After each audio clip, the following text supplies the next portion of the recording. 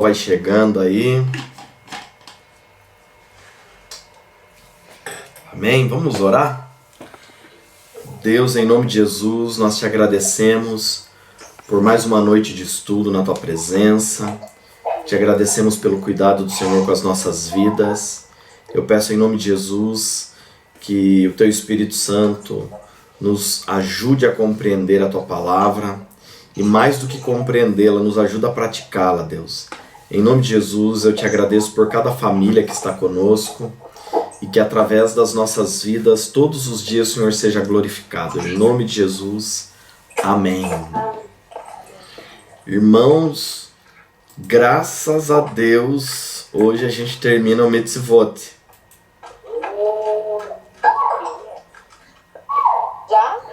Hoje a gente termina, a gente vai falar dos reis, né? O voto de Nazireu e sobre as guerras, e a gente encerra. Semana passada nós terminamos falando de lepra e leproso, e hoje a gente vai para o Mitzvot 581, né? Tem mitzvots dentro dele que são específicos para Israel, né? A gente fala sobre os de Israel, os que são para todos, né? Lá no começo do PDF que eu mandei para vocês também fala sobre isso, né? E fala dos negativos e dos positivos, né?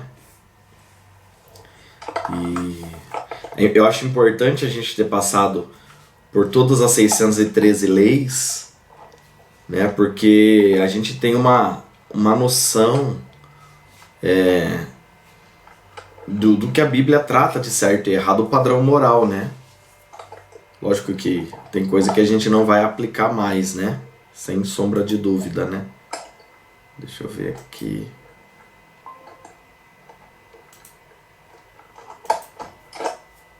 Isso. Aí, vamos lá falar sobre os reis, então, né? Tá entrando gente aqui, deixa eu... Seu Bruno... Bruno, você não pode desligar sem falar comigo depois, viu? Eu tenho um serviço terapêutico para amanhã.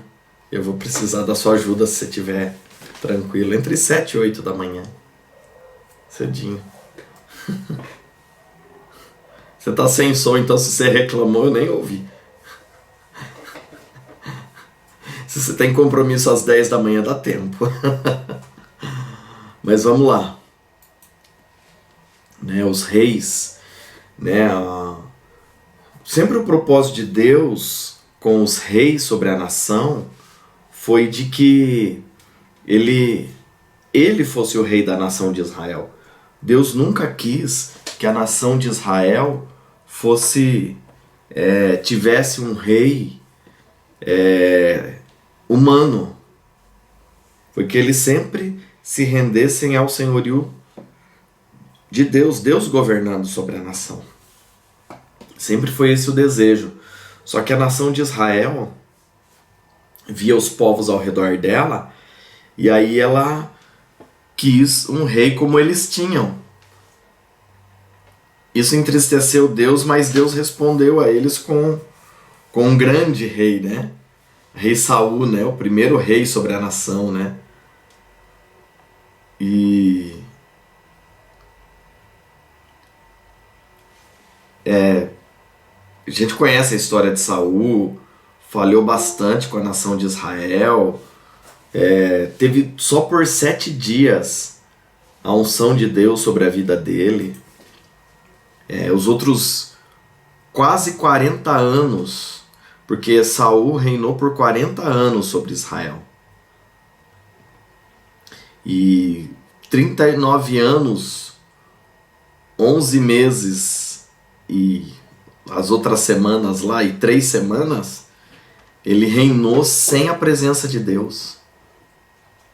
Então, eu estou abrindo em outro lugar aqui do Mitzvot, para eu ter vocês na câmera e poder falar pelo tablet, né? Eu vejo o tablet aqui para eu não me perder.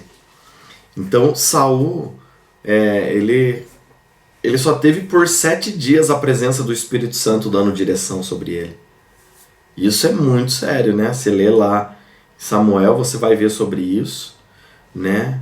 Foi um homem que reinou na força do próprio braço, né? E terminou do jeito que terminou, né? Mas sabe o que é mais interessante? E às vezes é difícil da gente aceitar isso, né? Como que pôde? Cuidou do povo de Deus por 40 anos. Por que Deus não tirou ele logo de cara e tal?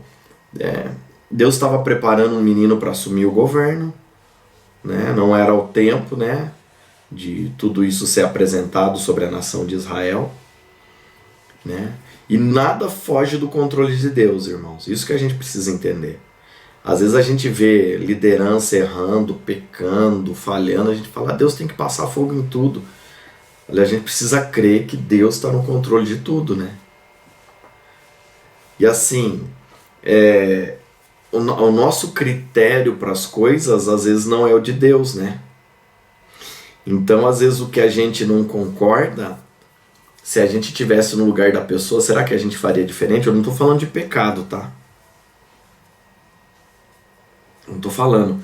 Eu lembro que alguns anos atrás, ir num programa de televisão era pecado. As pessoas falavam, ih, fulano foi lá num programa de televisão. Isso agora, recente, hein? De 2000 para cá. Só que aí quando as pessoas ouvem que Billy Graham foi em programa de televisão lá na década de 70, né? Aí não é tão pecado mais assim, né? Porque afinal de contas foi o Billy Graham, né? Então a gente tem que ter cuidado, sabe? Com a forma que a gente julga as pessoas, né? Isso eu estou falando de uma liderança eclesiástica, né? Porque o rei de Israel, ele agia como um juiz sobre a nação. Então ele liberava a sentença de morte sobre as pessoas. Então ele tinha... a maioria dos reis de Israel eram profetas. Você pode ver, Samuel profetizou mais que os profetas quando o Espírito de Deus veio sobre ele. Davi era profeta sobre a nação. Se você ler Flávio Joséfo, você vai ver isso, né? E você vê isso na Bíblia também, Davi profetizando, né? Ele profetizou que Jesus seria da ordem segundo Melquisedeque, né? Ele que profetizou isso daí, né? Então a maioria dos reis de Israel foram profetas, né? Tinham um encargo espiritual sobre a nação, né? Então por isso que dentro da Bíblia, quando esses homens começaram a ser levantados, havia um respeito pela manifestação de Deus através da vida deles, né? Então isso é incontestável. Ainda que muitos deles falharam. Você pega Salomão, por exemplo, a gente vê absurdos que Salomão fez, né? Ele começou bem lá, você vê lá em Segunda Crônicas, né? Segunda Crônicas que Salomão se manifesta como rei, ele sacrifica 1000 bois, 1000 touros, né? 1000 novilhos, né?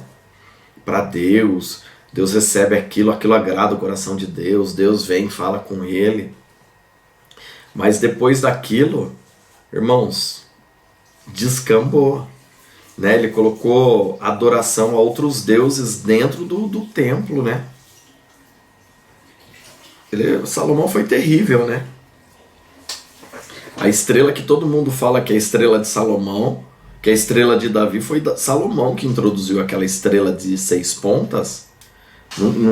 No terreiro de Umbanda, quem aqui já foi umbandista sabe o que eu estou falando. Não é conhecida como estrela de Davi, é conhecida como estrela de Salomão. Sabem de qual estrela que eu estou falando, né, gente? A estrela de 6 pontas, né? Em Atos, se não me engano, fala que é a estrela do deus Renfã, né? É a estrela usada no mais alto grau de satanismo, a de 6 pontas, né? É através dela que Lúcifer se manifesta, não é do pentagrama, né? Os forrecas se manifestam no pentagrama, né? A base do principado de Lúcifer, né?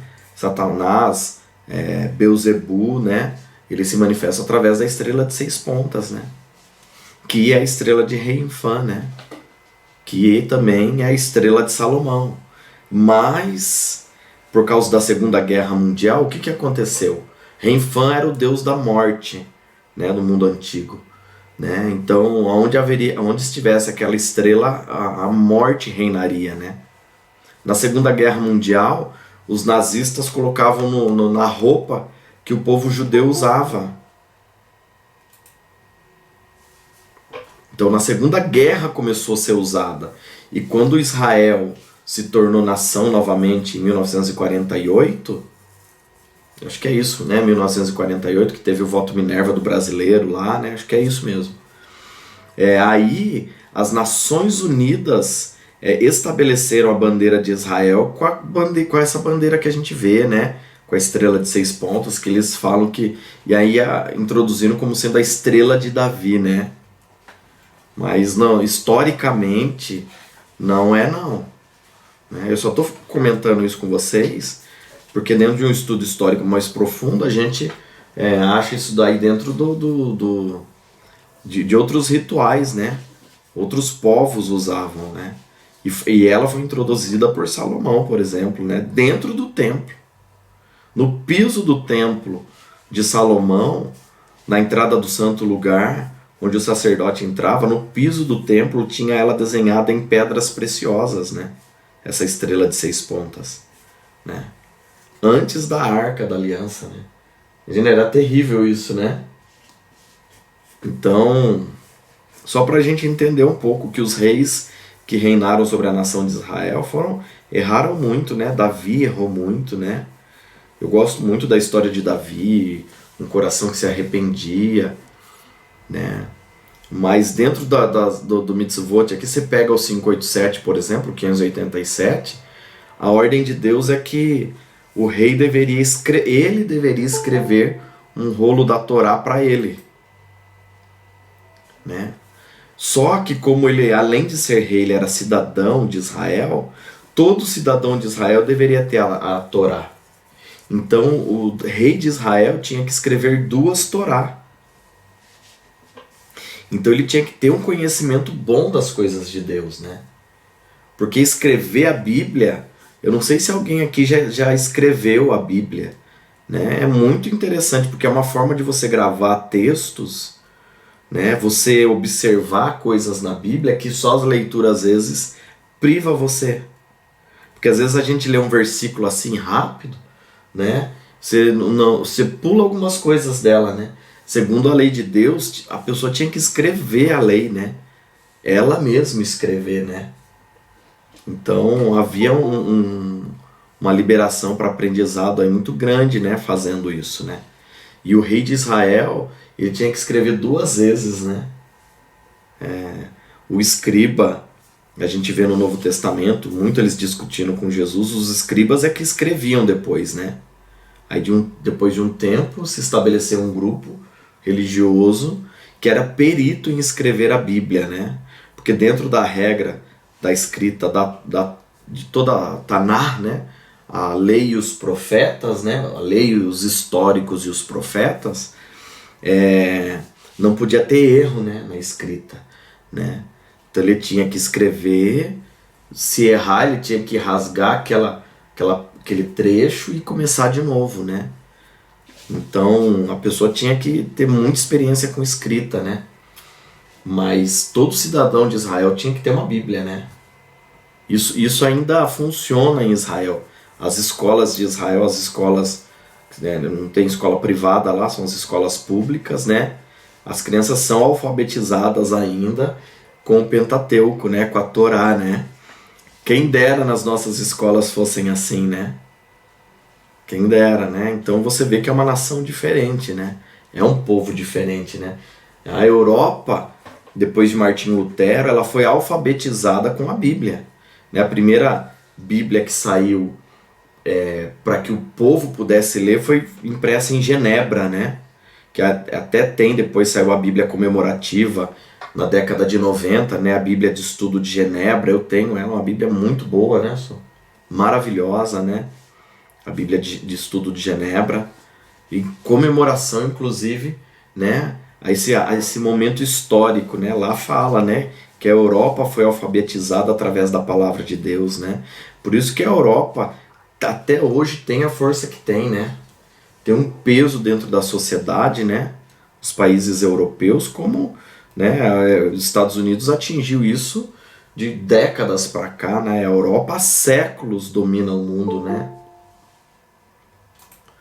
Então a palavra de Deus tem esse poder, e por isso que o rei em Israel tinha que escrever a Bíblia, né?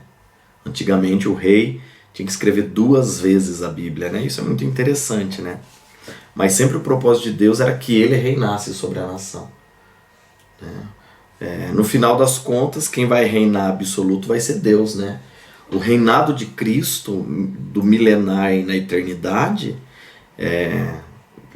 quem não gosta disso não tem problema, é só não participar, né? Mas o reinado de Cristo vai ser monarquia absolutista, né? Hoje na Terra só tem uma região que tem esse tipo de governo, a monarquia absolutista, que é o Vaticano. O Vaticano é uma região em Roma que não faz parte do território italiano, é um país dentro da Itália. Tem moeda própria, tem Constituição Vaticano. E o Vaticano é monarquia absolutista. O Papa, o que ele fala é lei. E quando outro Papa assume, ele tem autoridade para alterar leis que o Papa anterior escreveu. Ele é um rei, é monarquia absolutista. Você pega os católicos mais tradicionais e eles sempre falam: a gente está esperando ver o que o Papa vai dizer a respeito disso, né? Porque para o católico o que o Papa fala é lei, né? E dentro do Vaticano isso é lei mesmo, né? Ele é o monarca ali, né? Não tem o parlamento dentro do Vaticano, é um rei que rege as leis. Lógico, ele tem o conselho dele, como todos os reis da antiguidade sempre tiveram, né? Não é fictício igual os reis de hoje, né? A rainha da Inglaterra, né? E o rei de Mônaco, né? Que tá ali, né? O rei da Espanha, né? O Japão é imperador, né? Mas ele ostenta a posição de rei, né? São como samambaias, né? Servem de enfeites, né? Tem toda uma vida luxuosa, mas eles não mandam nada, né? Eu já tive ali em Tóquio, ali na região, no castelo do imperador, né? Aquela região cercada, tem um lago ali, um rio, não sei, que dá a volta nele, né? Feito com pedra assim, uma muralha, tem muitos castelos lá, né? Monarcas, né? Abaixo do imperador, né? Usavam, né? Nagano mesmo, tem um lindo também, né? Aquela muralha alta, sabe? De pedras bem largas, né? Lindo de ver. E o imperador mora naquele lugar, uma casa, sei lá quantos cômodos tem. A gente não conseguiu dar a volta nele inteiro, né? A gente não conseguiu dar a volta nele inteiro, irmãos. Uma canção falando, deixa quieto isso aqui, né? Então é muito luxo mesmo, né? Mas quem manda lá é o primeiro-ministro, é o parlamento no Japão, né? Na Inglaterra é assim, na Espanha é assim, né? Enfim, né? Agora em Roma não, a monarquia é absolutista, eles reinam ali, e com Cristo será assim, né? Será uma monarquia absolutista. Deus será o rei sobre todos, né? E não tem democracia na eternidade, não vai ter democracia, não vai ter comunismo, né? Não tem direita, esquerda, centro, não tem. Tem um governo que vem do alto para ser estabelecido na Terra, né? A gente estudou isso em escatologia, né? A gente não vai para o céu está vindo para a Terra, né? Na verdade, não é isso que a Bíblia fala, né? Que essa terra que nós conhecemos passarão, então se verão novos céus e nova terra, né? E tudo será feito novo, né? E na cidade santa se verá o trono de Deus, né? Você vê lá no final de Apocalipse isso, né? Então Deus está vindo, né, com o trono dele. O centro do universo não é a terra. Muitas pessoas se enganam, né? Falam que a terra é o centro do universo. Não. O centro do universo é o trono de Deus. Porque é dali que se emana tudo surge dali, né? E não é da terra. Mas Deus está vindo com o seu trono para reinar na terra, né? No período do milênio, a gente estudou sobre isso, né? A Nova Jerusalém estará sobre a Jerusalém terrestre. E dali a glória de Deus vai iluminar a terra, né? Como o sol faz, né? Porque não haverá mais o sol. Jesus será o sol da justiça profetizado em Malaquias, né? Então, a movimentação da terra vai fazer um dia e noite acontecer, porque Cristo será o sol da justiça sobre a terra. A glória de Deus fará isso, né? Porque no milênio já o sol não vai existir mais, viu, gente? Né? Então, lê lá, né? Quem estudou escatologia comigo viu isso na Bíblia, não passa a luta, né, com isso. Então o reinado de Cristo está vindo e vai ser absoluto, amém? Né? Não dá para ouvir você, mas aqui deu para a gente entender um pouco. Eu quero falar sobre Nazireu, o voto Nazireu. O voto Nazireu, ele é fantástico na Bíblia, né? Em número 6 ele trata do cerimonial do voto Nazireu. Como que ele funciona, né? O nazirado, né? Tem pessoas que falam assim, Jesus tem voto nazireu porque ele é nazareno. Não, ele é nazareno porque ele era da cidade de Nazaré, né? Não confunda uma coisa com a outra. Apesar que Jesus ele tem um voto nazireu, ele fala isso lá na última ceia, né? Mas a gente já vai ler sobre isso, né? Mas o voto nazireu dele não remete porque ele é nazareno, né? O voto nazireu dele é porque ele fez um voto assim, né? De não tocar mais no vinho, na fruta, na videira, né? Nos frutos da videira, né? Isso é o voto nazireu que Jesus fez, né? João Batista tinha um voto nazireu, né? E eu quero passar um pouco sobre isso com vocês, né? O voto nazireu, ele tinha como função de estabelecer a libertação sobre a nação, né? Hoje, Juliano, eu posso fazer um voto de nazireu, por exemplo? O voto de nazireu, ele trata com princípios bíblicos, né? Só deixar o cabelo crescer não é voto de nazireu. Isso é moda, né? Toda geração tem a moda de deixar o cabelo crescer, mas isso não estabelece o nazirado sobre a pessoa. O voto de nazireu, ele obriga que a pessoa se abstenha de bebida, de vinho, de qualquer bebida forte, da fruta da uva, a uva seca, a uva passa não pode comer. Juliano, mas isso tem no Novo Testamento? Se o voto nazireu foi usado no Novo Testamento, por João Batista e por Jesus, passou para a Nova Aliança. Jesus está em voto de nazireu nesse momento, né? Eu ia deixar isso para o fim, mas eu vou mostrar já para vocês, né? Vamos lá para ver, ó. Mateus 26.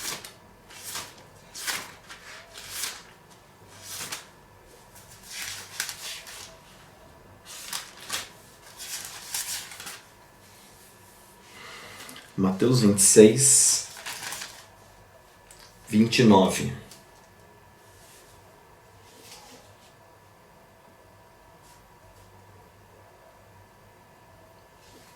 Posso ler? Vocês acharam, hein? Mateus 26, 29. Diz assim: mas eu vos digo que daqui em diante não mais beberei deste fruto da videira, até aquele dia em que eu beberei novamente convosco no reino de meu Pai. Jesus, ele estabelece a ceia do Senhor, né? Ele parte o pão, ele fala que é o corpo dele que é entregue em favor de nós. Ele, da mesma maneira, ele toma o cálice e fala: esse é o meu sangue, né? O sangue da nova aliança, né? E muitos falam: é o sangue do Novo Testamento, o Velho Testamento não vale. A nova aliança, a diferença da nova aliança com a velha é que a aliança de Cristo, ela pega todos os povos da terra. A primeira aliança pegava só o povo judeu, né? A nova aliança não exclui o judeu. Por favor, não seja antissemita, né? Porque se você for contra o povo judeu, a gente tem que lembrar que quem morreu na cruz foi um judeu. Ele ressuscitou judeu. E ele ainda é judeu. Porque assim é o povo de Deus, né? Somos hebreus porque passamos pelas águas, mas somos judeus espiritualmente. Não é o que Romanos 1, 28 fala? que circuncisão não é aquela operada na carne, mas no espírito, e judeu não é aquele nascido na carne, mas aquele nascido no espírito, Romanos fala isso. Então, todo aquele que nasce no espírito, ele se torna judeu, né? É o novo nascimento que Jesus tentou explicar para Nicodemos, né? Então, se alguém perguntar para você se você é judeu, você pode falar que no espírito é, né? Amém? É importante você entender isso. Está em Romanos lá, né? A gente já leu isso algumas vezes, né? Uma soma de vezes, né? Mas a gente tem que ter cuidado para não ser antissemita, né? Não ser contra o povo de Israel, o povo judeu, né? E até eles se intitulam como judeus. Hoje é a maior tribo dentro de Israel, é a tribo mais forte. Tem poucos benjamitas, enfim, né? Mas a tribo de Judá ela é muito grande dentro da nação de Israel. Mas eu vejo como isso um efeito espiritual, porque Jesus era judeu da tribo de Judá. É isso que Hebreus 7 fala, né?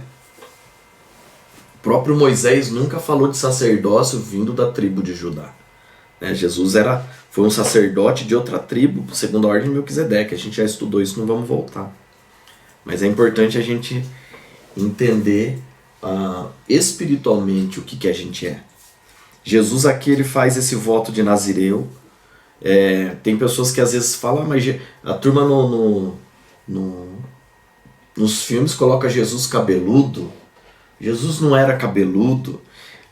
Deixa eu falar para você. Quando ele vier em glória, ele vai estar cabeludo. Sabe por quê? Porque o voto de Nazireu, quando se entrega a ele, quando a gente for participar das bodas do Cordeiro, que é essa ceia que ele está falando aqui no reino do meu Pai, ele vai na porta dos tabernáculos eternos. Salmo fala isso, né? Os tabernáculos eternos. Na entrada dos tabernáculos eternos, Jesus vai cortar o cabelo e vai queimar no altar o cabelo dele, entregando o voto de Nazireu. Sabe o que ele vai estabelecer com isso? Ele está falando: meu povo está livre para sempre. Aqueles que eu resgatei com meu sangue, que eu comprei como propriedade para o meu Pai, né? Como Pedro fala, ele fala: tá aqui, Pai. Eles estão livres por toda a eternidade. É isso que ele vai declarar com a entrega de voto de Nazireu. Amém? Isso é poderoso demais, né, gente? E Juliana, onde que fala que ele vai ter que cortar o cabelo? Isso foi estabelecido em Números 6,18. Você quer ver lá? Depois você lê Números inteiro, tá? Eu vou só mostrar para você a entrega do voto de Nazireu. Se tem o voto de Nazireu, ele funciona desse jeito, amém, irmãos?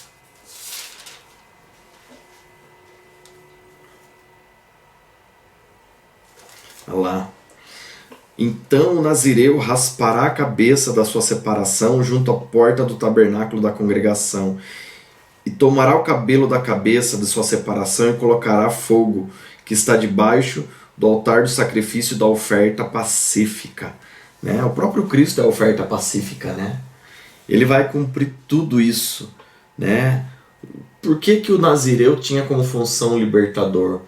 Porque o voto de Nazireu separava ele do mundo. Nazir, né? Kadosh é separado, Nazir é a pessoa, é o indivíduo. Quando ele se separa num ambiente completo, né? Ele vai se separar de guerras, ele vai se separar de alimentos, a vida dele vai ter um nível de consagração diferente de qualquer outro. Né? Esse é o significado da palavra Nazir, né? Ele não pode comer qualquer alimento, ele não pode beber qualquer tipo de líquido, né? Porque ele é um juiz, né? Que vai trazer libertação.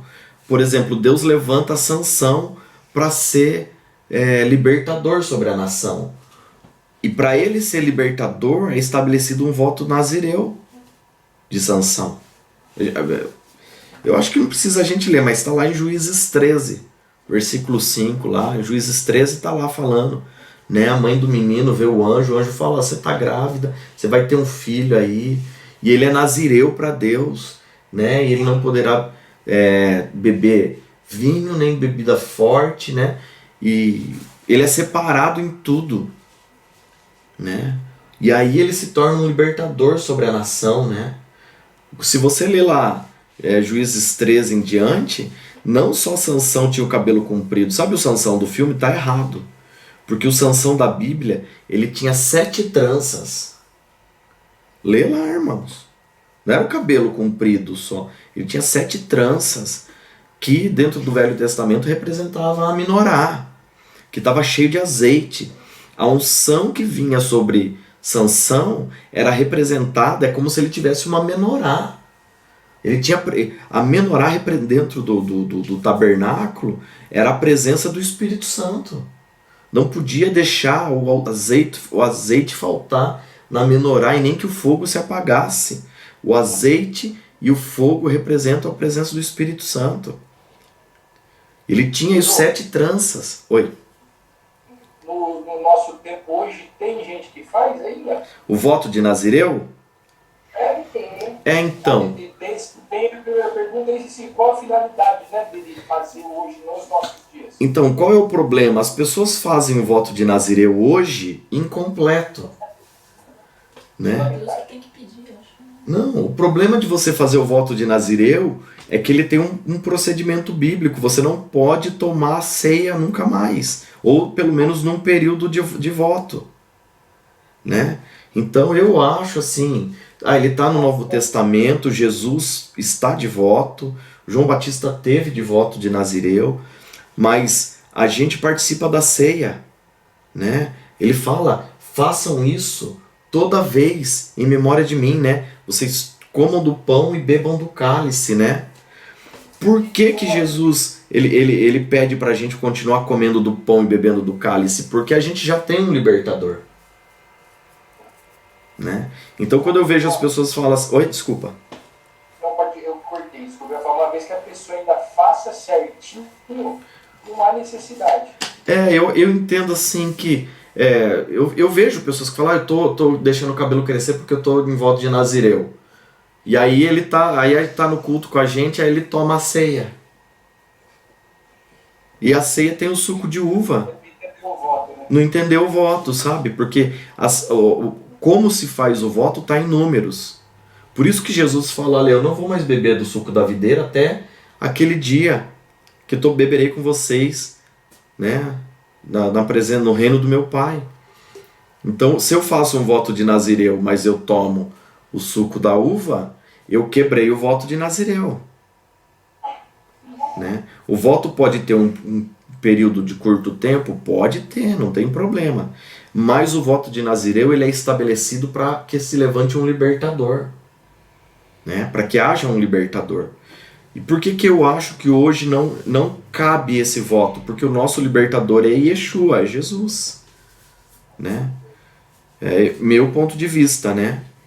Agora, se vai fazer, tem que fazer certo. Né? Não come uva passa, que nem eu amo uva passa. A gente ama uva passa, né? A gente gosta de almoçar às vezes e ao invés de chupar um sorvete, né? A gente gosta de comer uva passa, né? Ela é bem docinha, a gente gosta, né? Então gosto não se discute, né?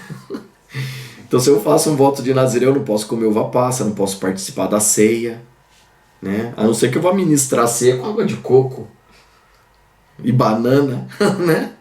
Igual tem gente que faz, né?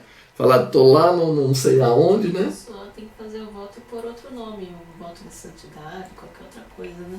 Então, mas o voto de santidade, ele tem no Novo Testamento, ele é rapar a cabeça, né? Tem pessoa que confunde e fala que o apóstolo Paulo, quando ele rapa a cabeça, ele está entregando o voto de Nazireu, e não é verdade.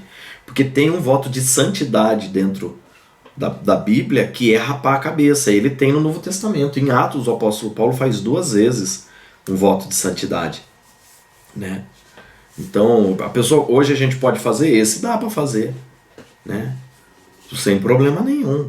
O voto de santidade, ele para que serve? Ele serve para eu estabelecer a santidade do Senhor em um ambiente, na minha família, né? A gente estabelece uma igreja. Eu já fiz voto de santidade abrindo uma igreja, e eu fiz antes de abrir a igreja. Eu falei, Deus, eu vou entrar em voto de santidade E o Senhor vai estabelecer uma igreja nesse lugar, né? Uma igreja santa, separada, que nunca vai fechar. E tá aberta, né? Entendeu? Juliano, você pode fazer ele de novo? Posso. Nós podemos fazer um voto de santidade, raspar a cabeça. Tem mulheres que fazem, né? É bíblico, tá no Novo Testamento. Agora o voto de Nazireu, eu acho que o que compromete ele é a gente não poder tomar a ceia, né? Que é quando a gente renova a nossa aliança com o Senhor, né? E em Atos, a igreja celebrava a ceia toda semana. Depois a gente vê um versículo, eles participando da ceia todos os dias. Então tinha dessas duas maneiras, eles faziam toda semana, todo dia.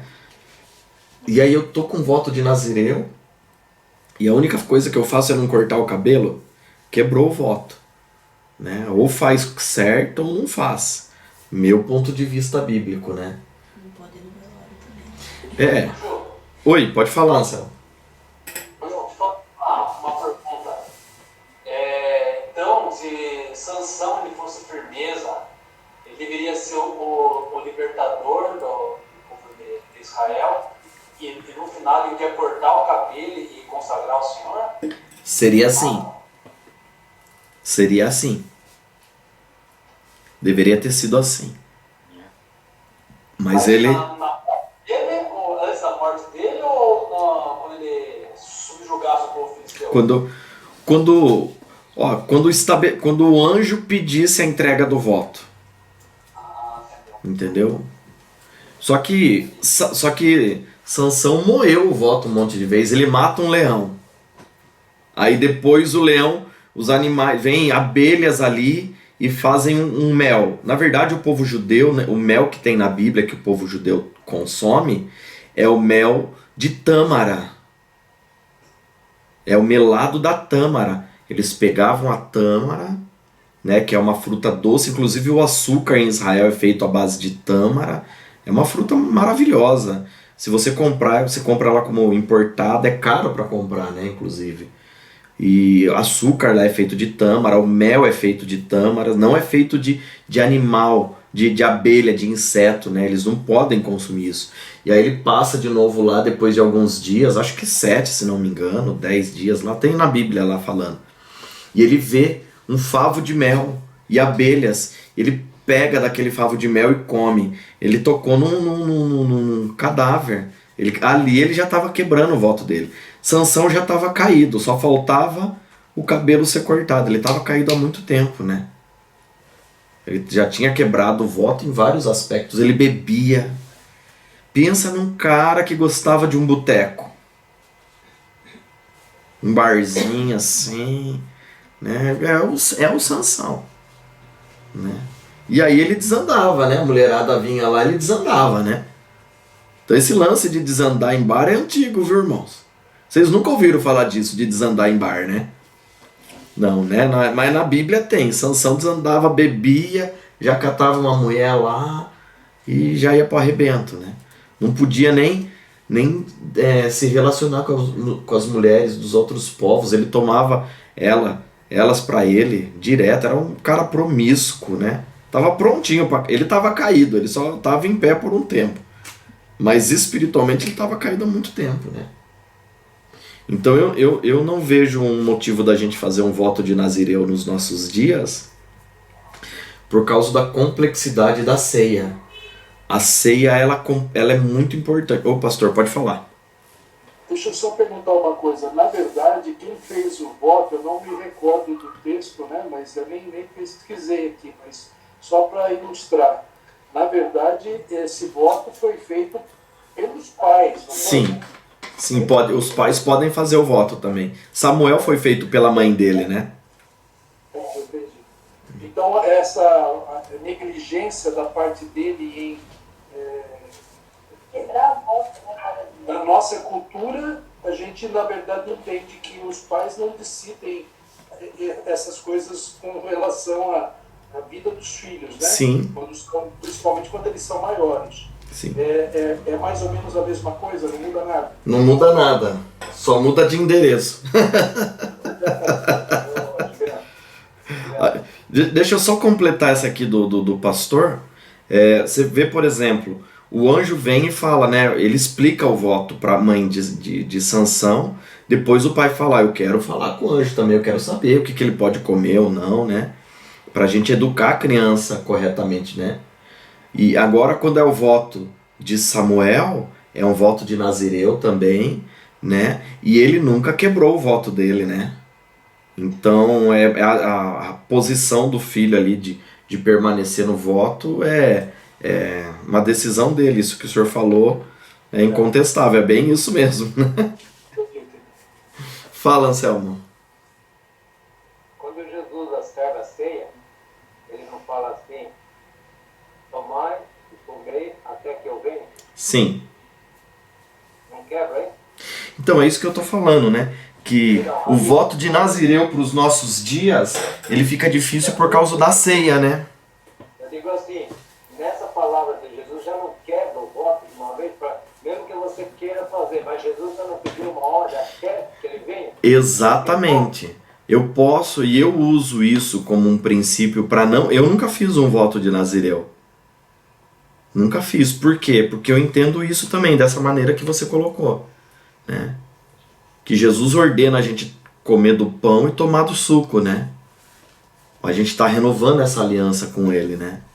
Então é um voto que tem gente que faz, mas eu acho que ele fica incompleto e errado porque a pessoa acaba participando da ceia, né?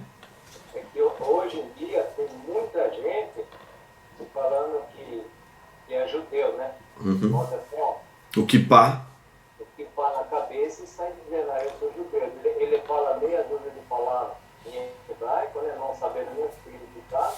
Aí começa a pregar a doutrina em cima disso aí e puxa a igreja, tem uma igreja aqui em Sorocaba, e ele puxou toda a igreja para dentro do judaísmo sem conhecimento nenhum. Se lá o judeu começava com 12 anos, o cara começa com 30, 40 anos aqui e vai dizer que é doutor. Em quê? Né? Em quê? Então, fica bem... Então, esse negócio de fazer as coisas pela metade, isso é muito forte, não é só no Brasil, não. Que a turma se converte e são dois extremos que acontecem, né? Tem o extremo que a pessoa quer se tornar judeu mesmo, nesse sentido, de usar kippah e estola sacerdotal, e aí coloca a arca, e assim, a Bíblia é cheia de simbologia, mas tem coisa que não é necessária mais para os nossos dias, né? Entra lá, vai ter a campanha, quem tocar na arca recebe as não sei quantas bênçãos de Jeová, né? E hoje não tem mais a arca propriamente dito, né? Ela foi tirada da terra, né? A arca ela vai descer do céu um dia, né? E assim, a arca não é o lugar que Deus habita. A arca na Bíblia é o trono de Deus, né? Aí a turma começa a viajar, né?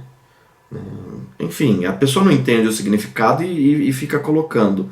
Isso aí traz mais heresia, né? Mais ritualismo, né? De uma religião do que a própria vida de consagração com Deus, né?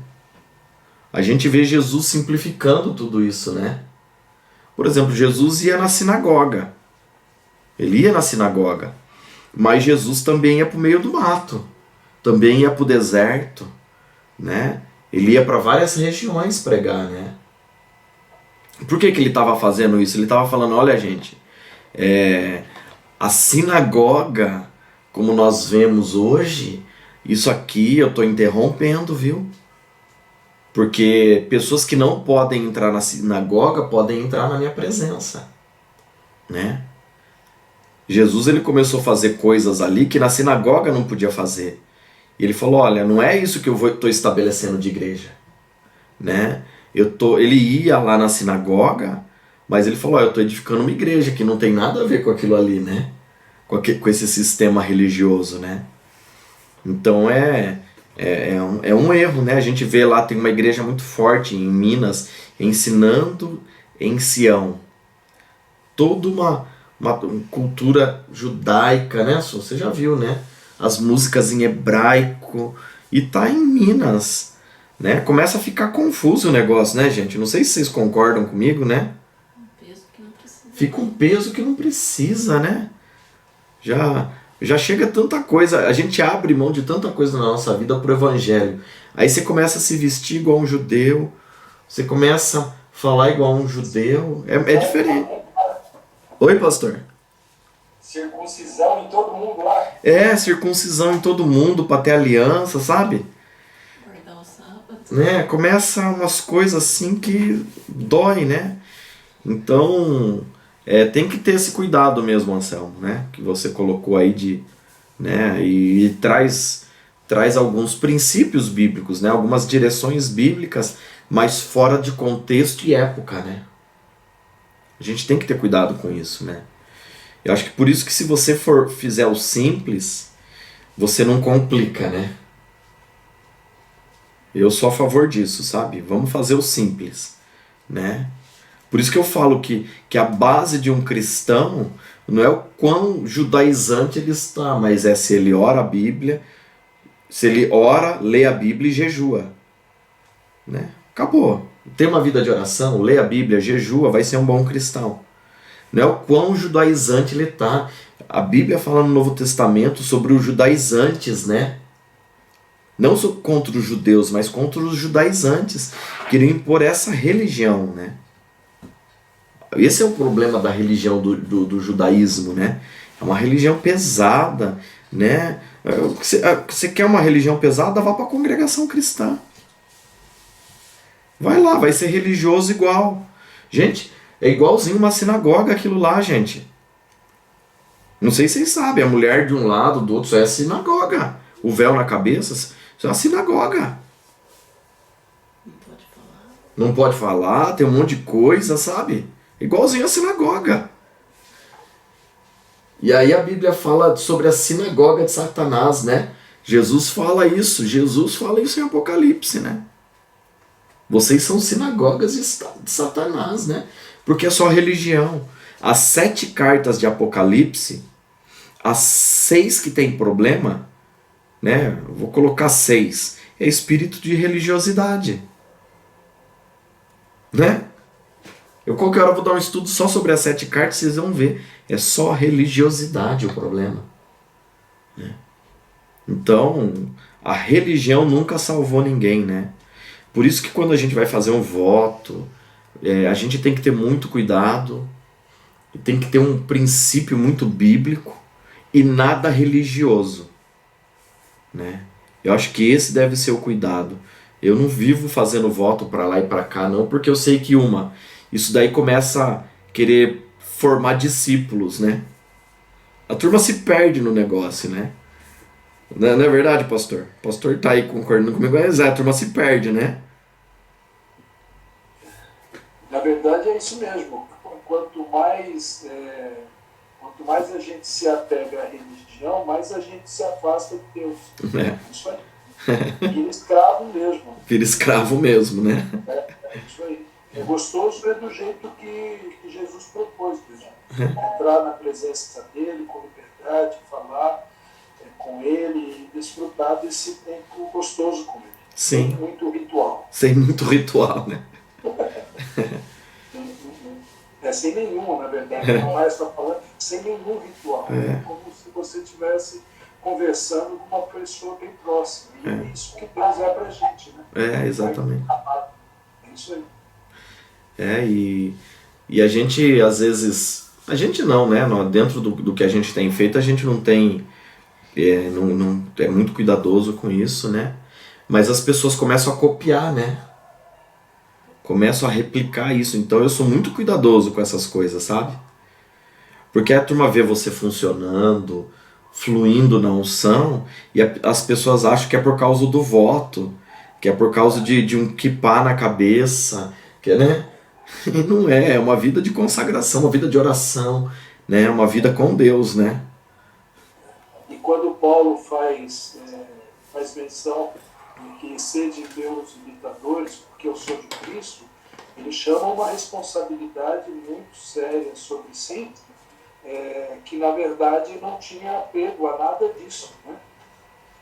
Isso é tremendo, né? Isso é tremendo. É isso que a gente, como pastores, como, na verdade, sacerdotes, a gente precisa compreender que tudo que a gente faz, na verdade, tem que ser feito com muito temor para que as pessoas sigam a verdade. Exato. A verdade, né, aquilo que a Bíblia fala mesmo.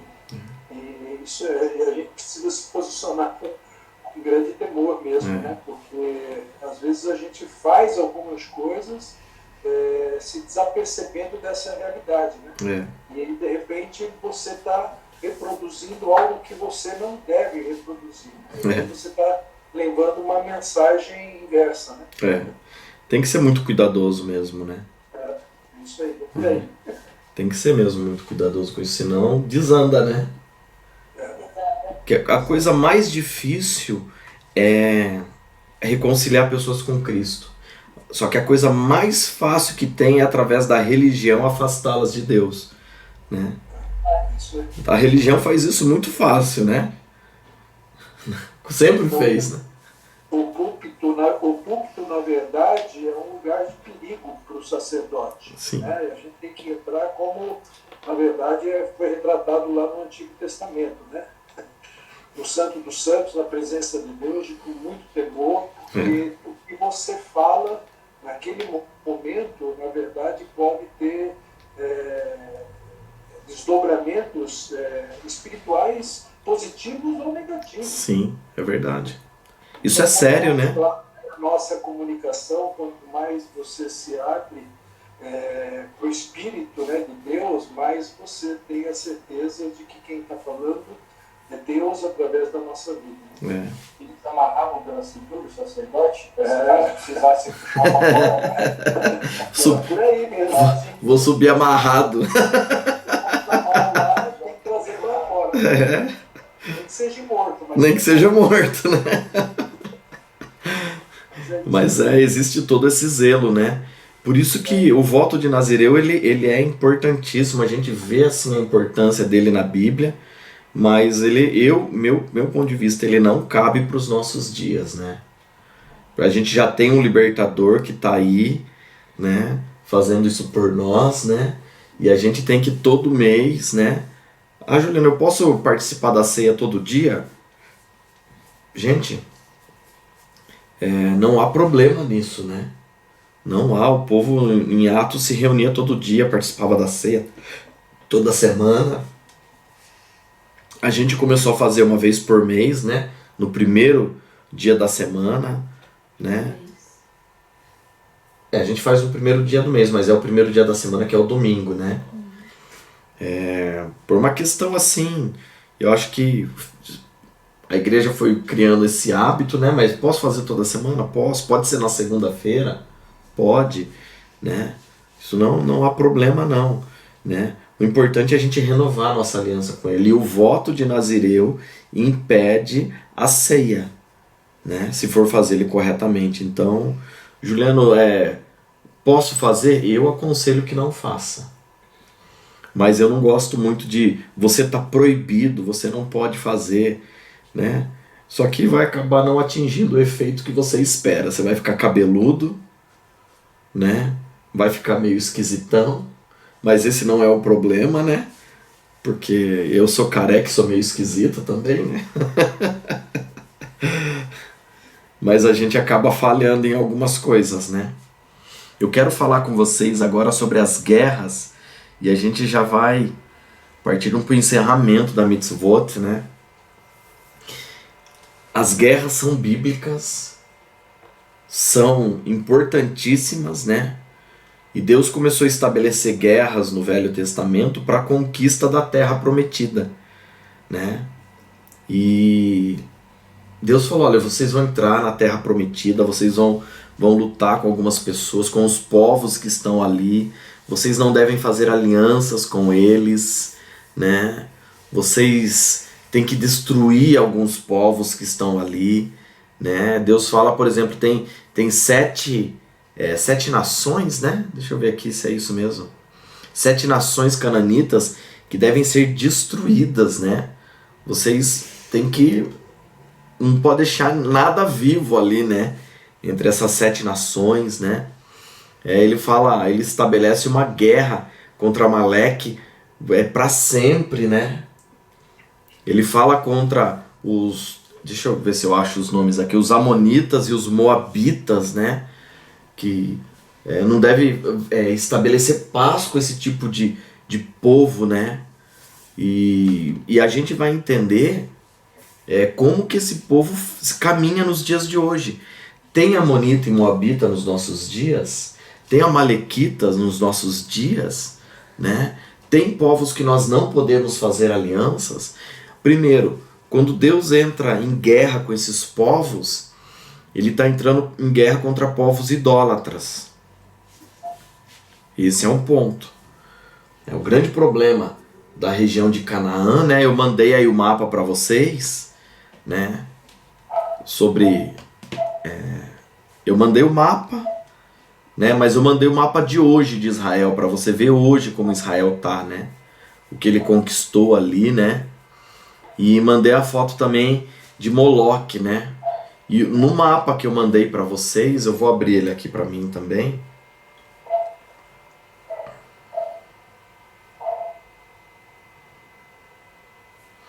Esse mapa de Israel aqui, você vê, é interessante, né? Que você vê o Egito, do Egito para a terra que tinha que ser conquistada, estava do lado, né? Eram dias ali, né? Aí Deus leva eles por... Você vê bem no final, que, né? Você vai ver aqui no final. Opa! A minha câmera ela some se aproximar muito, né? Mas você tem aí, você vê a nação de Israel, ela tem uma ponta no final. E no final tem um rio, né? Que é o Mar Vermelho. Né? Não estou falando do Mar Mediterrâneo, né? Estou falando do Mar Vermelho lá embaixo. Nessa imagem quase não pega. Ele bem no finalzinho de Israel. E Egito ali, Jordânia, você vê, né? O biquinho ali, um pouquinho do azul. Deus leva a nação ali, por aquela região, né? Para eles darem a volta, né? E aí eles vão cruzar, né, o Rio Jordão ali de novo, né? Que está entre a Jordânia e Israel, né? E aqueles povos, né, essas 7 nações que estavam ali, né? Os cananeus, jebuseus, heteus, né? Que essas 7 nações, deixa eu ver se eu anotei aqui. Elas estão em... Deixa eu mostrar elas para vocês.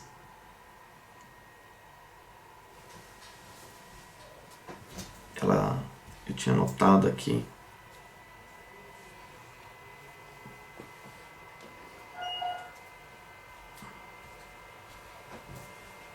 Sete nações cananeias, né?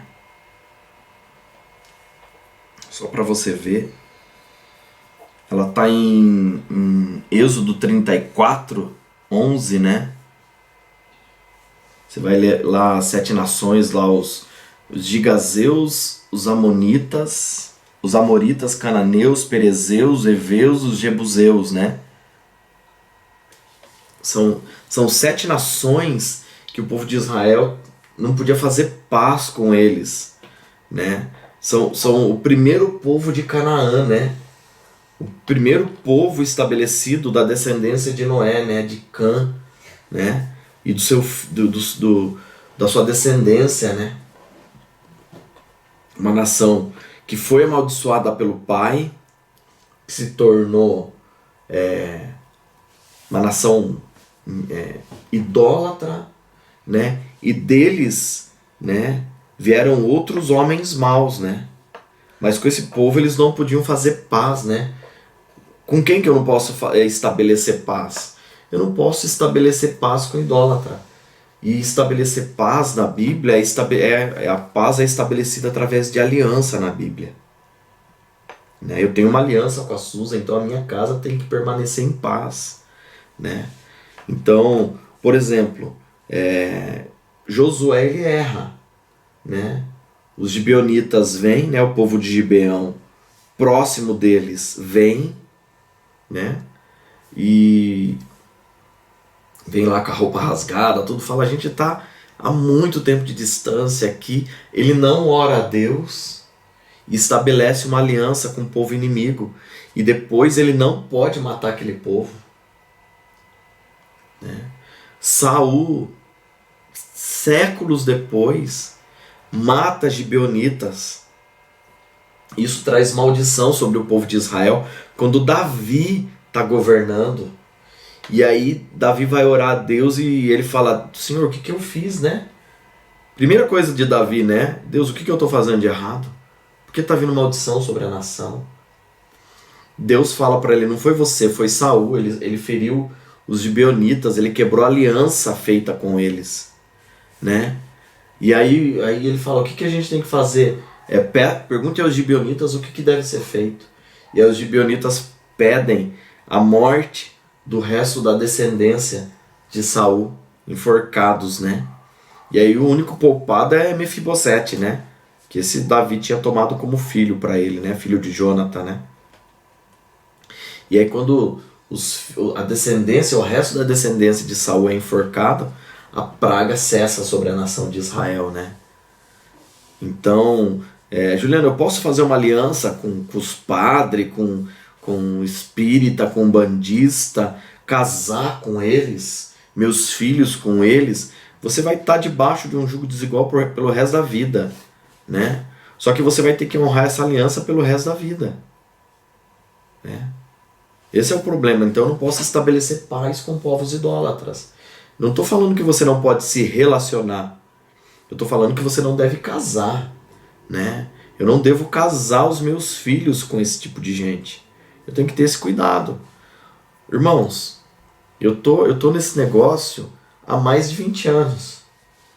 E a turma traz gente para a igreja falando que vai ganhar para Jesus, mas está querendo ganhar para ele.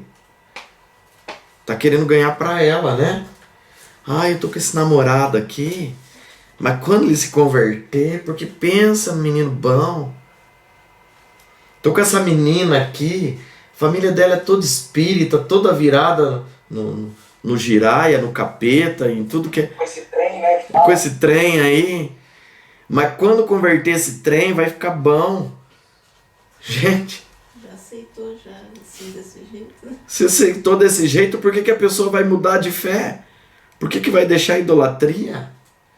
Você vai carregar esse, eu ia falar esse capeta, né? Mas esse encapetado pro resto da vida, né?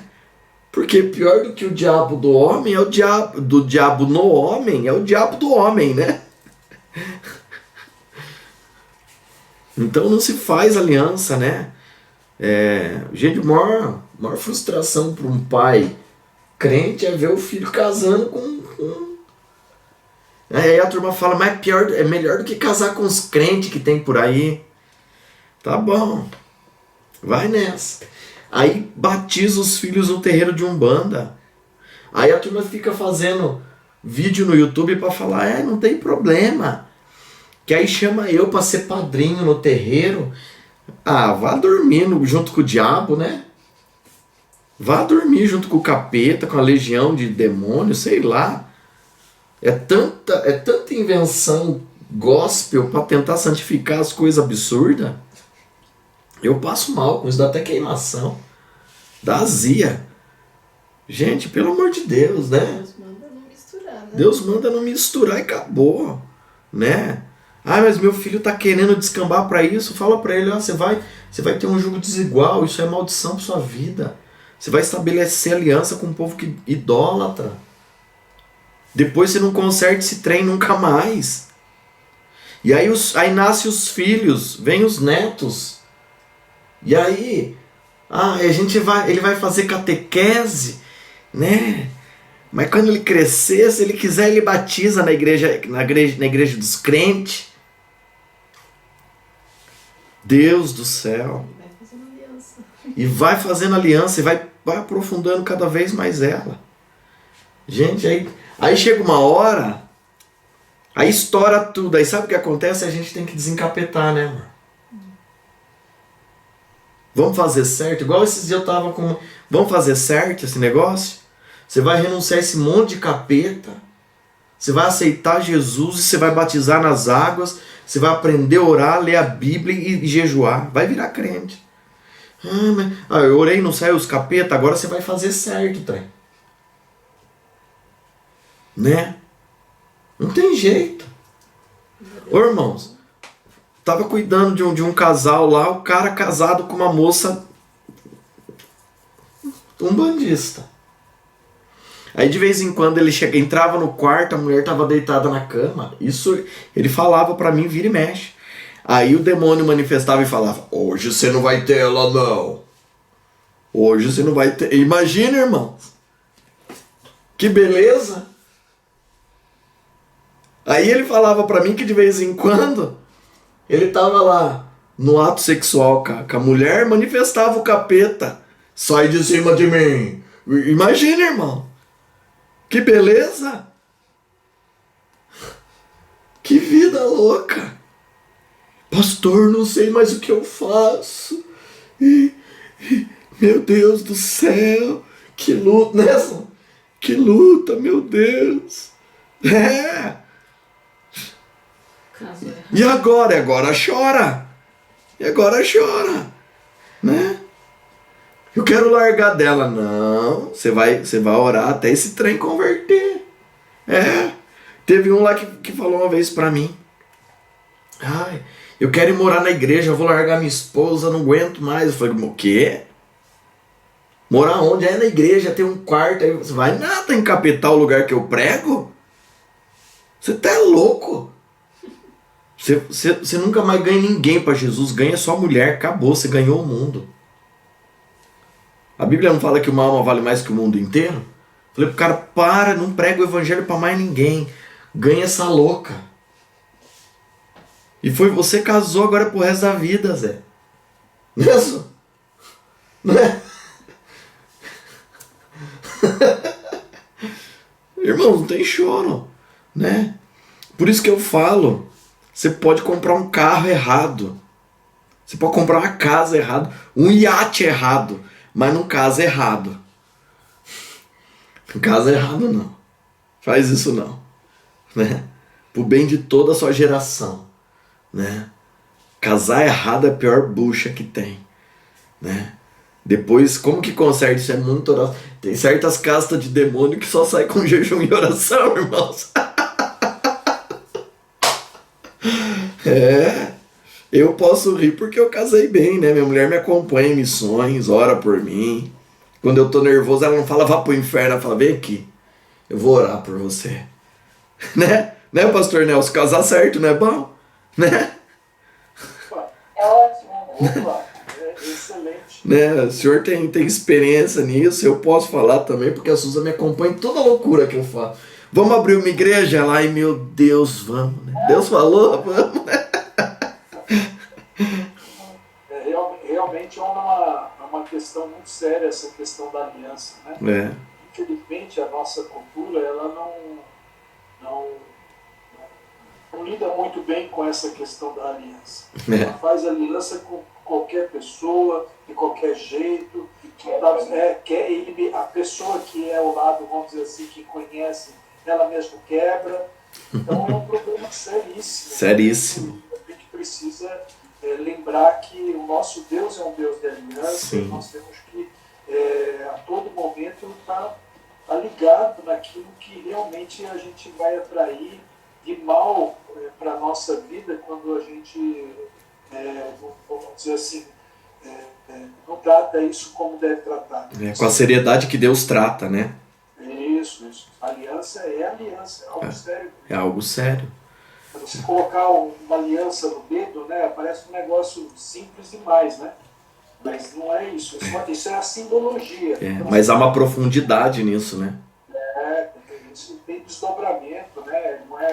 Aí não fica, essa maldição não fica só na questão do casal, mas também transfere para os filhos. E aí é uma coisa complicada, porque é quase que certo que se um lado querer levar a ferro e fogo, a coisa não vai chegar a lugar nenhum e quem vai sofrer com tudo isso é todo mundo, né? Na verdade, então você não escolheu, Compromete as gerações, né? Compromete compromete as gerações e a coisa vai tomando proporções. proporções tremendas. Né? É. E eu acho que a estratégia, né, dos dias atuais é cada vez mais banalizar a questão das alianças. Sim. Né? O que é pregado é assim, pelo mundo é isso, né? Se não der certo, casa Troca. com outro. Aí não tem mais, né, critério para firmar a aliança. Então é estratégia, né? E a gente tem que entender que o nosso Deus não é um Deus de troca, ele é um Deus de conserto. Por isso que tem Jeremias 18 na Bíblia, né? Se tá quebrado, Deus conserta, ele faz de novo. Mas ele não fala troca, eu vou trocar Israel, vou chutar, não. Né? E importante também, a questão é o seguinte, não são os pré-requisitos aparentes que na verdade determinam que a gente deve nos casar com essa ou aquela outra pessoa. Na verdade, você precisa conhecer, sentir a direção de Deus, uma das decisões mais sérias que a gente toma na vida é o casamento, né? Uma instituição de Deus, né? Deus que criou esse negócio. Sim. Então, quando você vai tomar uma decisão como essa, você carece de muita reflexão. Então, é comum a gente no gabinete falar o seguinte: pensa um pouco mais, reflete um pouco mais, porque você precisa ter certeza com quem você está se aliando, com quem você está se juntando, né? Fazendo essa aliança. Então é tremendo. E às vezes só o fato de dizer que o cara frequenta a igreja já é a pessoa certa. Não quer dizer isso, não. Quer dizer o seguinte: é essa pessoa que Deus preparou para mim, isso você precisa testificar. É muito sério. Estou falando isso não com propriedade, porque quando eu casei era católico, né? Eu e a Marta, né? Não tinha nenhuma compreensão da Bíblia, né? Mas conhecendo a palavra de Deus, deu certo pela misericórdia e graça de Deus, né?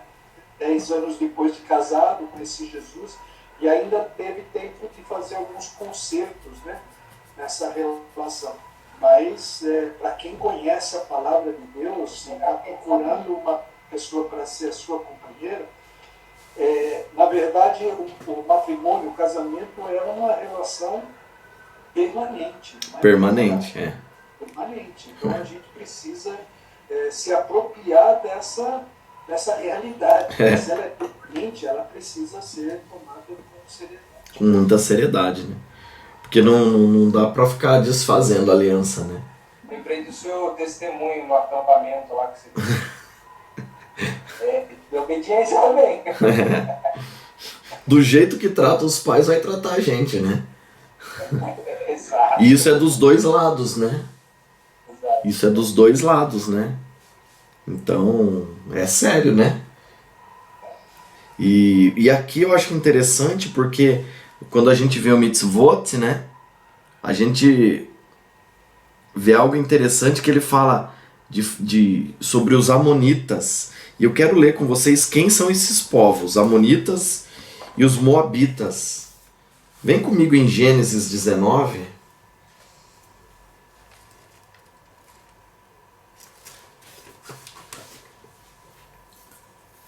Gênesis 19, do 36 ao 38. Olha só. Assim as duas filhas de Ló conceberam de seu pai, e a primogênita deu à luz um filho, e chamou seu nome Moabe. Este mesmo é o pai dos moabitas até este dia. E a mais jovem, ela também deu à luz um filho e chamou seu nome Benami. Este mesmo é o pai dos filhos de Amon até estes dias. Então Moabe e Amon, os amonitas e os moabitas, são frutos de incesto. Então, o que Deus fala para fazer guerra com esses povos? Nós nunca podemos aceitar, a gente não pode tratar de forma pacífica o incesto, a relação entre pais e filhos de forma incestuosa, pedofilia, abuso contra crianças. Isso é muito abrangente, né? E hoje Tem países da Europa, a Alemanha, por exemplo, já está tratando a pedofilia, o incesto como não crime mais. Isso é a Alemanha, gente. Pode pesquisar aí. Eu não estou falando de qualquer país não, viu? Estou falando da Alemanha, né? Uma potência mundial, né? Dentro do mercado europeu, da União Europeia, ele é o fiel da balança, é o país mais rico da Europa, é a Alemanha, né? Depois vem a Inglaterra e a França, né? Então é algo assim sério demais, né? Dentro da tribo de Ismael, os descendentes de Ismael, né, que depois viraram o povo islã, o povo muçulmano, né? A descendência de Ismael são os árabes hoje, mas deles descenderam os muçulmanos. Para esse povo, o incesto é normal, né? A gente morou no Japão 8 anos, lá o abuso dentro da casa é normal. As meninas lá até 13 anos já praticaram aborto algumas vezes na vida. E esse abuso, essa gravidez foi gerada dentro de casa, através do pai, né? Eles levam pra clínica e o pai que assina pra abortar. Aí eles levam para a clínica de aborto e o pai assina para abortar. Autorizando o aborto, porque tem que ter um adulto assinando. Então o próprio pai que abusou da filha assina o aborto, né? Paga lá, né? Uma pequena fortuna, né? Porque é caro, né? O aborto não é barato no Japão. Em nenhum país a clínica de aborto é barato, nenhum, né? E Deus, ele trata isso com muita seriedade, né? Na verdade, Deus odeia esse tipo de situação, né? Deus ordena que não se faça paz com esse tipo de coisa, né? Irmãos, a idolatria, a aliança errada, ela é tão ruim, porque às vezes você pensa, a pessoa só faz isso, só que o meu pecado, ele é amplificado na minha próxima geração. Um pai que tem problema com pornografia, é muito comum ter filhos com problema de homossexualidade ou lesbianismo. É um pecado na área sexual, só que ele é mais profundo. Então amplifica. A gente tem que ter cuidado com isso. Davi teve problema de promiscuidade, o filho dele foi pior do que ele, Salomão. Vocês precisam entender isso na Bíblia, gente, né? Então por quê? Outro dia uma pessoa falou assim, não tem pecado mais, né? Não tem mais pecado, não existe mais pecado. É uma pessoa que erra só, mas Deus não imputa pecado sobre ninguém. Gente, veja aí a seriedade disso na Bíblia, né? E eu trato com gente, eu dou atendimento, a gente trabalha com cura, com libertação, cura na alma, sabe, de feridas na alma, né, Su? E a gente começa a conversar com a pessoa, o pai era alcoólatra, a pessoa tá morando na rua hoje, com problema de alcoolismo, com problema de droga, né? Amplifica. O pecado dos pais, ele se manifesta mais forte nos filhos, se não houver um arrependimento, se não houver uma mudança, né? O Davi sabe o que eu fiz de errado, e ele sabe como isso foi danoso para a minha vida, né? Como isso foi ruim para mim, né? Ele vê o pai dele cuidando de dependente químico, de pessoas que têm problema com álcool, que eu tive muito problema com álcool, e ele vê como isso foi ruim para minha família, matou muita gente na minha família.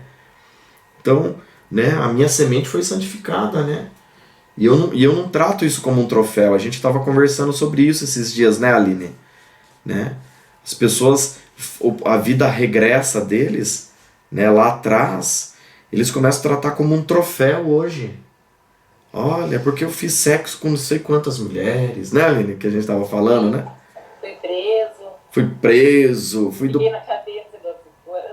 Fiquei na cadeia. O cara fala isso como se fosse gostoso isso. Né, Aline? A gente estava conversando. E, na verdade, trata como um troféu, e não é. Currículo brilhante. Um currículo brilhante, E é pecado, tem que tratar aquilo. Olha, eu fui perdoado, isso trouxe danos na minha vida, trouxe consequências, eu sofri com isso, eu não tenho orgulho disso, né? Tive que me arrepender para que isso não virasse uma maldição na vida da minha esposa, dos meus filhos. Não ficar falando, porque pensa num cara embaçado. Não, gente, a gente tem que tratar o pecado como pecado e não como troféu. O pecado, né? Tem que ser vergonha, né? Tem que ser vergonha, né? E no máximo servir de uma baliza para a pessoa não errar onde a gente errou. Uma vez eu vi uma pregação sobre Davi e o pastor falava que os pecados de Davi foram feitos às escondidas, né? Mas um dia a conta chegou e os filhos cometeram o pecado pior à luz do dia. À luz do dia, é verdade. É. Na mesma varanda que ele desejou Betseba, Absalão deitou com Mical à luz do dia para que toda a nação visse.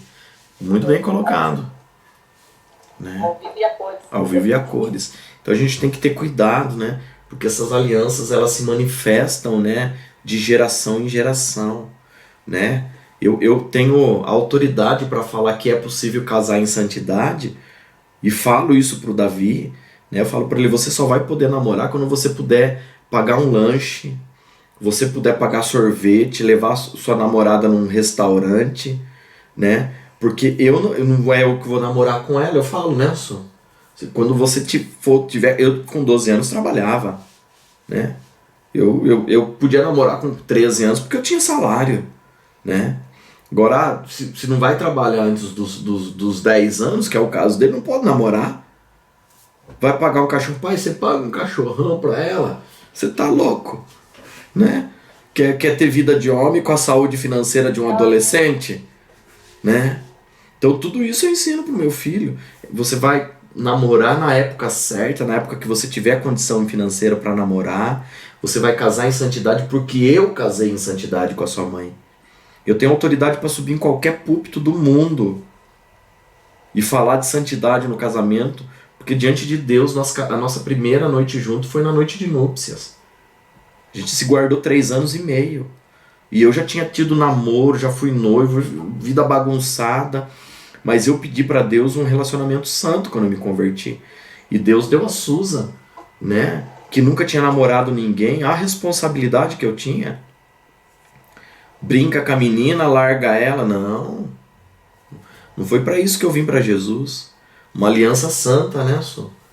E tem que ser em todos os sentidos, né? Porque o leito sem mácula remete à minha vida com Deus, né? A responsabilidade e o respeito que eu tenho na aliança conjugal é o nível de respeito e comprometimento que eu tenho na minha aliança com Deus, né? Por isso que Malaquias fala tanto de aliança no casamento, né? Malaquias, né? Então Deus mostra esses povos que não se preocuparam com uma aliança, contaminaram a aliança, né? De forma assim terrível, né? E aqui, né? As 7 nações cananeias eu falei para vocês. E no final aqui ele fala do 11, o 12 e o 13, ele fala sobre Amaleque. Amaleque, um dos problemas de Amaleque é que ele foi o primeiro povo a fazer guerra contra Israel. Amaleque era descendente de Esaú, filho de Isaac, né? Então era uma aliança, era um povo já problemático, né? Desde o avô, né? Amaleque, desde o avô já não fazia, já não era um cumpridor de aliança, né? Esaú, ele rejeitou a primogenitura, que é uma aliança do primogênito com Deus, né? Então a gente precisa entender isso, né?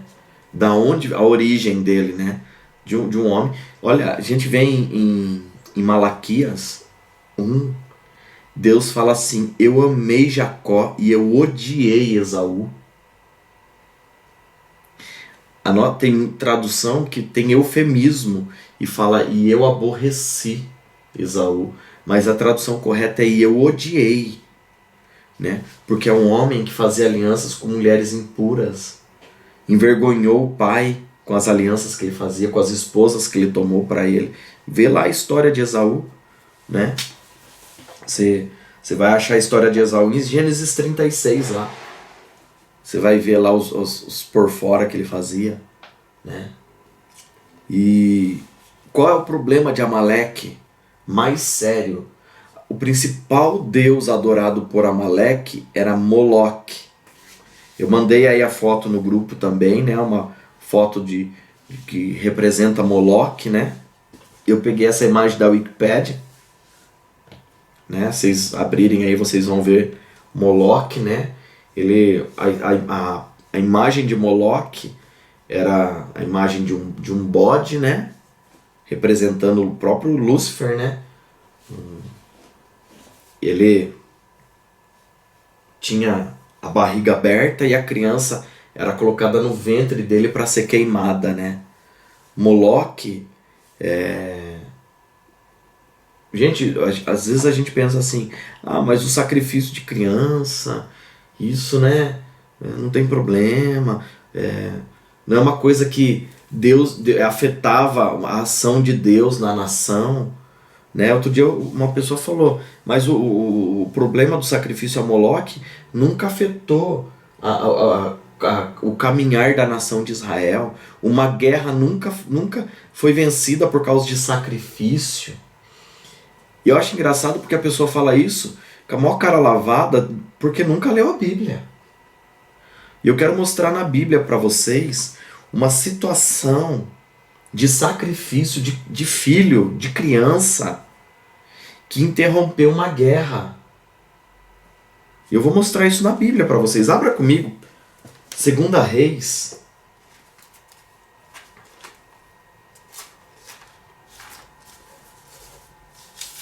Olha, gente, como isso é sério.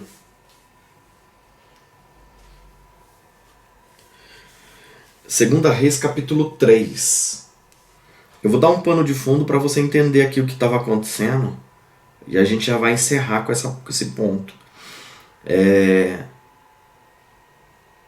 Eliseu era o profeta no momento. Josafá vem até ele e ele vem junto com o rei de Edom, ele vem pedir para que Eliseu profetize para que eles vençam a guerra, né? Isso sempre foi entendido na Bíblia, a liberação de uma palavra profética, né? É por isso que até hoje a pessoa fala, pastor, eu vou fazer uma entrevista de emprego, ora por mim. Eu vou passar por uma cirurgia, ora por mim. Isso é muito bíblico. Desde os tempos antigos se faziam isso com os profetas, com aqueles que você entende como sacerdote sobre a sua vida. E eles não fizeram diferente. E aí Eliseu fala assim, olha, eu só vou conversar com você porque Josafá tá junto. Porque se Josafá não tivesse junto, eu nem olhava para sua cara. Ele fala assim. Leia o capítulo 3 inteiro. Ele fala de Edom. Eu ia passar direto por você. Eu não ia nem olhar para sua cara. Né? Eu acho muito massa isso daí, sabe? Não tinha conversa. Sabe? Não vou fazer aliança com você, não. Eu só vou orar porque Josafá tá junto. O que você tá fazendo? Por que você veio até mim, Josafá? Com esse tipo de aliança? Mas como foi Deus que te levantou, eu vou orar. E aí ele ora tudo, e é interessante que daí era mais reis contra o povo de Israel, contra Josafá e contra Edom. E aí o povo de Israel e os edomitas lá começaram a prevalecer na guerra. Vencer os outros reis. Porque o profeta liberou uma palavra. Deu uma direção. Você vai ver lá a direção lá que ele dá, né? Só que olha só o que Moabe faz. No versículo 26 e 27. E quando o rei de Moabe viu que a batalha era demasiadamente intensa para ele, levou consigo 700 homens que empunhavam espadas para abrir caminho até o rei de Edom, mas eles não conseguiram. O que ele fez aqui? Esses 700 homens eram os sacerdotes que serviam diante dele, que sacrificavam outras pessoas, né, como uma oferta aos deuses. Esses eram sacerdotes. O que ele fez? Ele colocou esses homens para guerrear, para serem sacrificados, para que ele pudesse matar o rei de Edom, que ele conseguisse vencer a guerra. Eles não conseguiram prevalecer. Esse sacrifício não foi o suficiente. Um dos maiores sacrifícios que existem é o sacrifício de sacerdote, É um dos maiores sacrifícios que tem. No satanismo é um dos maiores sacrifícios. Mas o maior de todos os sacrifícios é o de uma criança. E olha aqui só o que ele faz no 27. Então ele tomou seu filho mais velho, que reinaria no seu lugar, e ofereceu como oferta queimada sobre o muro. E houve grande indignação contra Israel. E eles se afastaram dele e retornaram para sua própria terra. O que aconteceu? A guerra parou. Quando ele ofereceu o filho como sacrifício, queimou o filho, ofereceu a Moloque, o principado que regia ali não conseguiu vencer a guerra, mas ele conseguiu paralisar a guerra no mundo espiritual. Gente, o sacrifício de criança, ele é muito poderoso para Satanás. Hoje, como que é feito o sacrifício de criança? O aborto. Gente, quando o Egito quis parar, o diabo viu uma movimentação no mundo espiritual. O diabo não sabe o propósito que Deus tem para a minha vida e para a sua, mas ele vê uma movimentação espiritual. E ele entende que o céu estava favorecendo alguma casa, uma família. O que ele começou a fazer? Ele levantou um sacrifício de criança para tentar interromper aquela movimentação espiritual lá no Egito. Quando lá na frente, de novo, o inferno viu uma movimentação espiritual sobre Israel, sobre uma família, o que ele fez? Ele levanta Herodes e começa a sacrificar crianças de novo, para tentar interromper aquela movimentação. Hoje, por que o diabo levantou o aborto como nunca? Irmão, só o Japão sacrifica 350 mil crianças por ano. Só o Japão, né? São 350 mil abortos por ano no Japão. Na Europa é liberado o aborto. Nos Estados Unidos. Na maioria dos países da América Latina, Argentina, Uruguai, Venezuela, Bolívia. No Brasil não é permitido o aborto. Há uma luta para permitir o aborto. Por que o diabo quer fazer isso? Ele ainda não tomou a nação brasileira por completo, porque o aborto ainda não foi legalizado. E ele sabe da importância dessa oferta, é a mais alta oferta que tem. Todo aborto que tem no Brasil é clandestino. Gente, o aborto, eu trato com mulheres que fizeram aborto há anos, né, as sequelas que elas têm. Uma mulher que faz aborto, ela nunca mais é a mesma. Ela sofre, né, A gente faz libertação, gente, quando ela é liberta daquele espírito que aprisiona, né? É lindo de ver a manifestação de Deus iniciando uma restauração na vida daquela mulher, né? O aborto é maligno. E Deus fala que a gente deve destruir toda a semente de Amaleque, que é o que oferece a oferta a Moloque. O que Amaleque faz? Ele quer introduzir o sacrifício das crianças, para que Moloque receba essas vidas, se fortaleça e estabeleça o reino do diabo. Por isso que Jesus fala que a gente foi transportado do reino das trevas para o reino do seu Filho amado. O reino das trevas, ele é estabelecido com sangue. O reino de Deus foi estabelecido com sangue, o sangue de Cristo.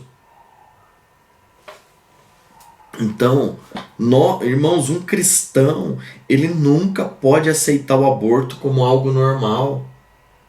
O espírito de Amaleque nunca pode reinar na nossa casa. Irmãos, a mulher não é dona do seu corpo como os abortistas falam, as feministas falam. Eu não sou dono do meu corpo porque eu pertenço a Cristo. Eu fui comprado na cruz. Eu não sou dono de mim mesmo. Alguém aqui é dono de si mesmo? Eu sei que não. A Suza não é dona de si mesma, né? O corpo dela não é dela, né? Então a gente tem que ter muito cuidado com as movimentações que tem por aí, né? O aborto não é um controle familiar. Não serve de planejamento familiar. Gente, na China, as crianças, quando nasce uma menina, eles jogam na rua para morrer. Ou eles vendem ela para fazer transplante de órgãos. Ou para rituais. Uma menina. Né? Gente, é sério demais o que o aborto interfere numa nação. E eu mostrei uma cena na Bíblia que um sacrifício do filho do rei, Moabita, ele parou uma guerra, acabou com a guerra. A guerra parou. E Deus não é mais poderoso? Só que havia brecha, né? Havia uma aliança, né? Deus às vezes estende graça e misericórdia por causa de um lado, mas se o diabo achar brecha na lei, entenda isso, irmãos, ele vai se valer da brecha na lei. Isso é sério. Por que nós estamos estudando a lei de Deus? Porque existem brechas na lei que o diabo se vale dela. Se eu caso, se eu faço uma aliança maldita, ainda que eu me santifique, e a Bíblia fala que a esposa santifica o marido, os filhos estão ali e tal, só que daí se perdem no meio do caminho, vira aquela bagunça, porque o diabo achou brecha na lei. Alguém está entendendo o que eu estou dizendo? Eu preciso pôr outro papel de parede nisso aqui, outro pano de fundo. Gente, isso é sério. Né? A gente, irmãos, não tem jeito. O que Deus trata como pecado é pecado. E o que Deus fala que é santo é santo. Ponto. Acho que não dá para brincar com isso. Eu sou uma pessoa muito difícil de caminhar comigo, né, Su? É muito difícil caminhar comigo. Porque eu sou brincalhão, trato as coisas assim, mas eu sou extremamente criterioso com a palavra de Deus. E gente, eu tô lendo a Bíblia pela 34ª vez. Eu não brinco de ser crente. Tem gente que brinca, né? Mas a Susan sabe, aqui em casa a gente lê a Bíblia junto. Eu estudo a Bíblia, né? Gente, eu falo isso aqui diante da minha esposa. Ela sabe a seriedade que eu tenho com as coisas de Deus. E por que eu sou tão criterioso com a Bíblia? Porque a Bíblia ela é a verdade absoluta. Quanto mais eu conheço da Bíblia, menos eu erro. E se a Bíblia fala isso leva a caminhos maus. Não faça. Irmãos, às vezes a Bíblia não fala assim, é proibido. Ela fala assim, não faça. Irmãos, quando a Bíblia fala para mim, não faça, eu nem brinco com aquilo. Para mim o não faça de Deus, eu já entendi o recado. Em algum momento aquilo pode dar problema. Né? Então a gente tem que ser criterioso. Sabe? Eu não sou exigente às vezes com as pessoas que congregam com a gente, mas com as pessoas que querem fazer aliança, que querem caminhar numa profundidade maior, né? Aí o negócio é mais embaixo, né? Eu quero ministrar no altar com você, aí o negócio é mais embaixo, né? Não tem jeito, irmãos, porque é como o pastor Nelson falou, né? Tem que ter um zelo, um temor com as coisas de Deus, né? E a gente é assim, né, Su? E aí é chato, é exigente demais. Eu sou assim, irmão. Eu sou assim, né? Sou extremamente, né? Porque esse zelo me faz estar no ministério há mais de 20 anos e nunca ter caído em adultério. Esse zelo me fez, tem 13 anos, estar envolvido com a abertura de 11 igrejas, sabe? Ter feito missões, né, Su? Esse zelo que faz a minha casa caminhar em santidade. Então, eu prefiro ser criterioso. Não é verdade? Eu estou errado? Tá? Deve ser assim, né? Pronto, se a Costela falou, acabou. Se quem está aliançado comigo falou, acabou, né? Então a gente tem que entender isso, sabe? Porque esse nível de zelo, cada um de nós aqui precisamos ter com a palavra de Deus, sabe? Esse comprometimento, aliança, como que eu vou fazer uma aliança? Como que eu vou caminhar em santidade com Deus? A gente leu muito sobre isso nessas últimas semanas. E assim, uma coisa que a Bíblia garante é que em Deus não há sombra nem variação de mudança. Sou eu que mudo em relação a Deus, Deus não. Adão pecou, né? Quem mudou em relação a Deus foi ele, né? Ele se cobriu de vergonha, né? Ele viu que tinha feito errado, mas não participou de um processo de arrependimento. Deus veio lá, Deus não mudou. Deus veio lá e falou: Adão, agora vai ter consequência. Eu vim aqui estabelecer a consequência do seu erro, você vai entender. Então a gente tem que ter muito cuidado com isso. Por isso que o critério, o zelo com as coisas de Deus, com a lei de Deus. A lei de Deus, ela estabelece um padrão moral de como Deus caminha. Ela estabelece uma jurisdição que me protege, né? Se um avião ele ultrapassar a jurisdição do Brasil, a Argentina entra em guerra com o Brasil. Se um caça do exército ele ultrapassar a fronteira aérea entre o Brasil, a Argentina vai falar: olha, vocês estão prestes a ultrapassar, não faça isso que a gente vai lançar míssil, a gente vai contra-atacar. Se ele passar, vai virar guerra, né? Então a jurisdição nossa é a palavra de Deus. É a palavra de Deus que nos protege, né? Então é importante a gente ter isso. Por isso que nós estudamos as mitzvot, 613 leis, né? Lógico, a gente viu, nem todas estão em vigência, né? A gente caminhou nisso essas semanas, né? Não vou revisar tudo agora com vocês, né? Seria impossível, né? Nas minhas considerações finais. Mas quando a gente vê o que está em vigor ainda, a gente vê o peso do temor de Deus vindo no nosso coração, né? Qual que é a minha expectativa de estudar a lei de Deus? É que o temor e o zelo das coisas de Deus seja, sabe, incendiado isso no seu coração, né? Para que você também desfrute disso, né? De você falar assim: eu quero fazer o que é certo, né? Porque eu quero... A questão de fazer o que é certo não é porque é proibido, errado, não. É porque eu quero obedecer a Deus. Porque há um prazer no meu coração em obedecer, né?